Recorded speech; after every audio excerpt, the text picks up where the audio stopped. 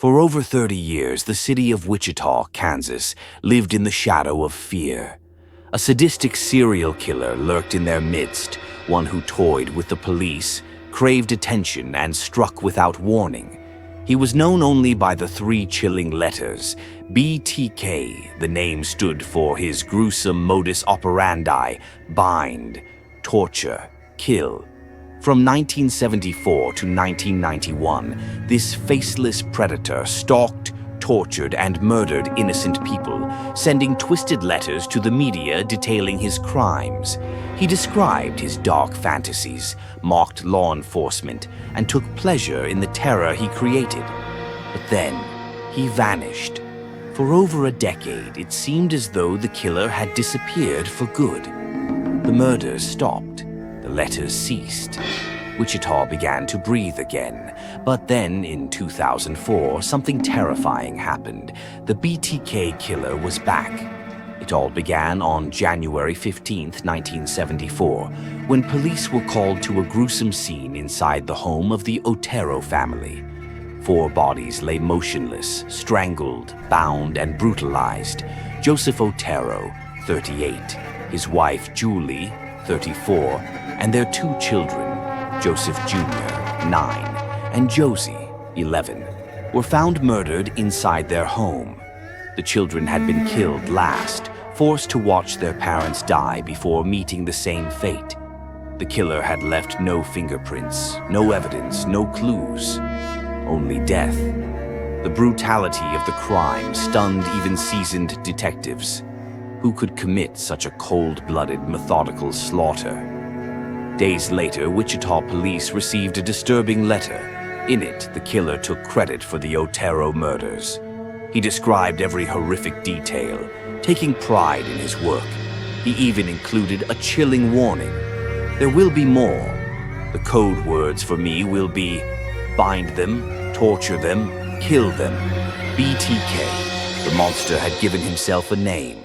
Over the next 2 decades, the BTK killer struck again and again. Catherine Bright, 21, 1974. Shirley Vian, 24, 1977. Nancy Fox, 25, 1977. Maureen Hedge, 53, 1985. Vicky Wegerle, 28, 1986. Dolores Davis, 62, 1991. Each time, the MO was the same: stalking, breaking in, binding, torturing, and finally, killing. TK loved the power. He loved knowing his victims were helpless. He took trophies, lingerie, jewelry, photographs as sick souvenirs. And then, after his 1991 murder, he vanished. Had he died? Moved away? Been arrested for another crime? No one knew. The case went cold. For over a decade, silence. Then, in 2004, out of nowhere, the letters started again.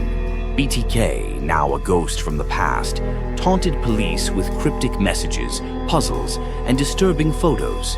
He sent a package to a local news station with a photocopy of Vicky Wegerle's driver's license, taken from her body.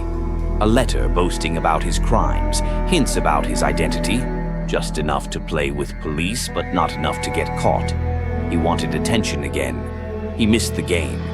But this time, he made a critical mistake. In early 2005, BTK sent the police a floppy disk with a message on it.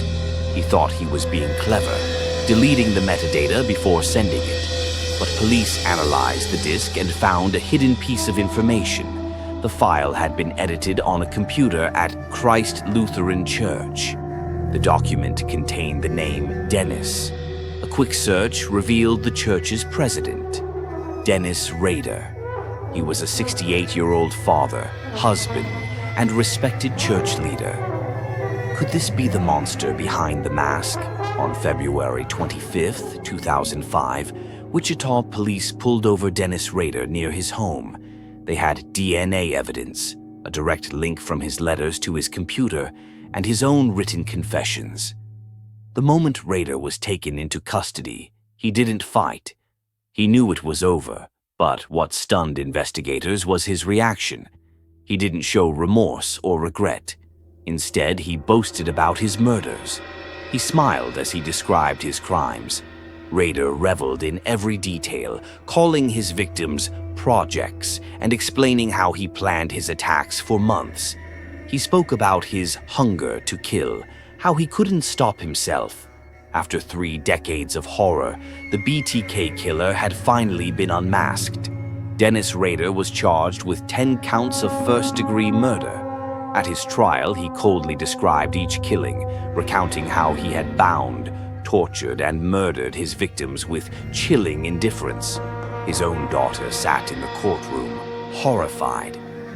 On August 18, 2005, Rader was sentenced to 10 consecutive life sentences, a total of 175 years in prison, with no chance of parole.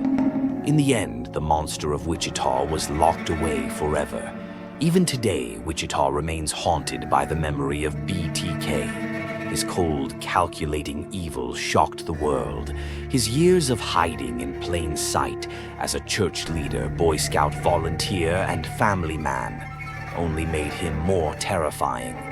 Dennis Rader is now rotting in prison, but his crimes live on in infamy.